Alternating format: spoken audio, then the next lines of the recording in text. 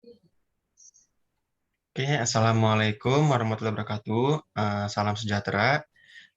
Perkenalkan, kami dari kelompok 8 yang beranggotakan Adli Tiara, Alfa Rezarian, Fairuz, dan Muhammad Al-Basyar. Pada kesempatan kali ini, kami akan menjabarkan sedikit tentang keamanan dalam bidang TI.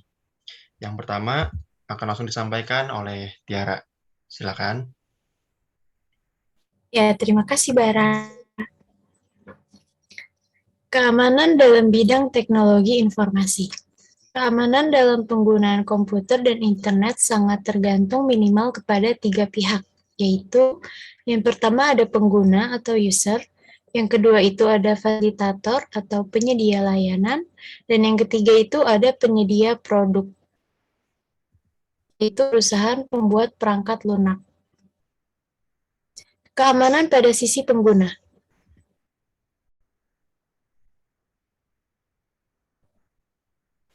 Di sini terdapat 3 poin untuk keamanan pada sisi pengguna. Di antaranya ada kesadaran penggunaan komputer, terus yang berikutnya itu ada penggunaan password, seperti password mudah ditebak, password terlalu singkat dan umum, dan yang terakhir itu ada phishing. Nah, phishing itu di dalam dunia hacking bertujuan untuk mengecoh atau menipu pengguna seolah-olah telah buka situs asli, padahal situs palsu. Misalnya itu di sini ada contoh www.klikbca.com itu adalah situs aslinya dan dipalsukan menjadi www.klikbca.com. Lalu metode phishing ini juga dilakukan secara aktif. Misalnya dengan mengirim email palsu berisi informasi tertentu dan penerima email dapat mengklik link yang disediakan dalam email tersebut. Misalnya itu seperti undian menang hadiah, tentang software terbaru, dan lain-lain. Nah, berikutnya ada cara menghindari phishing yang akan disampaikan oleh Virus Hairunisa. Terima kasih. Yang pertama, yaitu usahakan selalu login menggunakan bookmark atau ketik sendiri dengan benar. Yang kedua, itu sebisa mungkin tidak melakukan login dari link atau periksa dahulu keaslian link situs tersebut. Yang ketiga, jika login pertama gagal, segera periksa halaman web sekarang dan sebelumnya. Yang keempat, pengguna Mozilla Firefox dapat menginstal add-on anti-phishing, misalnya Phishtank Site Checker.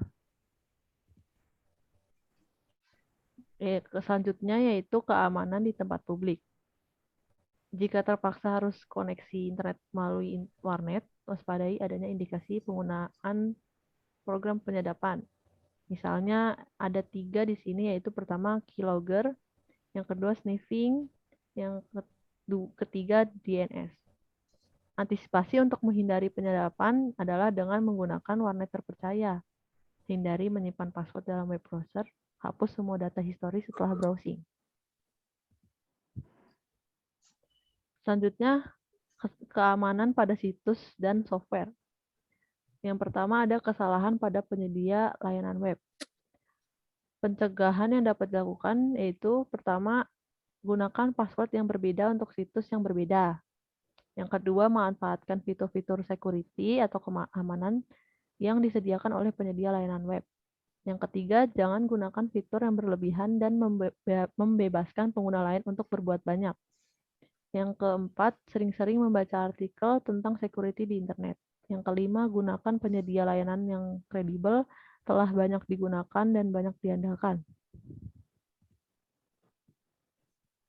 Yang kedua, yaitu kesalahan software. Kesalahan dapat terjadi karena program yang diinstal pada komputer memiliki kelemahan yang dapat dieksploitasi. Misalnya, ada contoh inskripsi PDF pada Adobe Acrobat. Yang ketiga, pencegahan gangguan keamanan akibat kesalahan program. Yang di sini ada 3, yaitu pertama, jangan terlalu banyak menginstal program apalagi jika tidak perlu.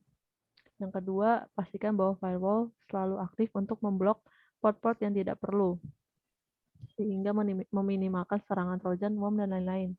Yang ketiga, gunakan program aplikasi versi terbaru yang sudah rilis atau stabil.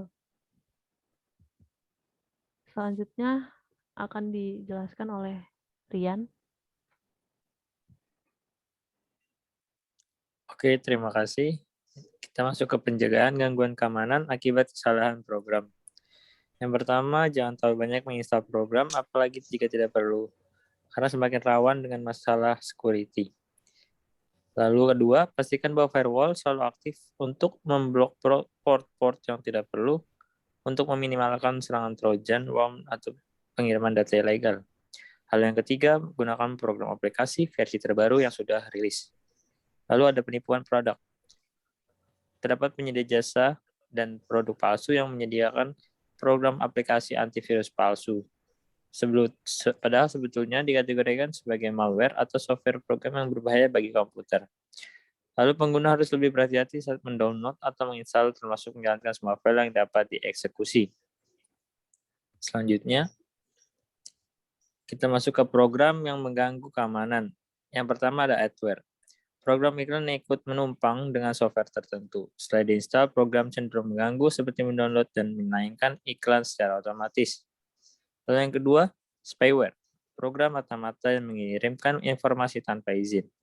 Spyware digunakan sebagai alat marketing, mencuri informasi, dan mengarahkan browser ke situs pengiklan. Yang ketiga ada worm, program yang memanfaatkan kelemahan jaringan dan mampu menduplikasi diri tanpa campur tangan manusia. Selanjutnya, Trojan. Program yang seperti memberi manfaat, namun dibalik itu bisa merusak sistem operasi atau data-data ketika software dijalankan. Lalu yang kelima ada virus. Merupakan program yang bersifat mengganggu bahkan merusak komputer dan melakukan aktivitasnya secara sembunyi-sembunyi tanpa sepengetahuan milik komputer dan dapat menduplikasi diri untuk menyerang komputer lain. Lalu untuk keamanan situs selanjutnya akan dijelaskan oleh Muhammad Al-Bashar. Silakan. Oke, terima kasih. Keamanan situs, di sini pemilik situs atau administrator situs perlu memperhatikan masalah keamanan. Di antaranya adalah ada hacker log. Dalam tahap ini, seorang hacker hanya mengamati celah keamanan.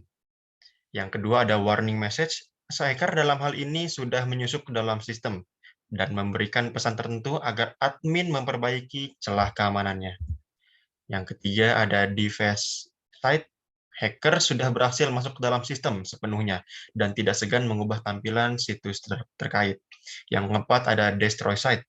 Hacker pada tahap ini tidak segan untuk menghapus data penting, melumpuhkan situs sehingga tidak dapat diakses. Berikutnya ada pencegahan gangguan terhadap situs. Yang pertama ada backup database. Nah, di sini segera backup database pada tempat yang aman. Yang kedua ada update system. Segera update atau migrasi ke sistem yang lebih aman. Ketiga ada update web server ke versi terbaru yang sudah di-patch lubang keamanannya. Yang keempat ada update engine web ke versi terbaru yang sudah di-patch keamanannya. Yang kelima ada jangan gunakan nama database yang default. Yang keenam ada jangan gunakan username dan password default. Yang ketujuh, memasang firewall. Yang kedelapan, lakukan monitoring dan cek log secara berkala.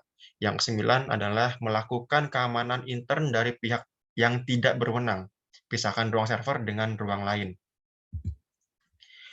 Oke, sekian dari kami tentang penjabaran keamanan dalam bidang TI.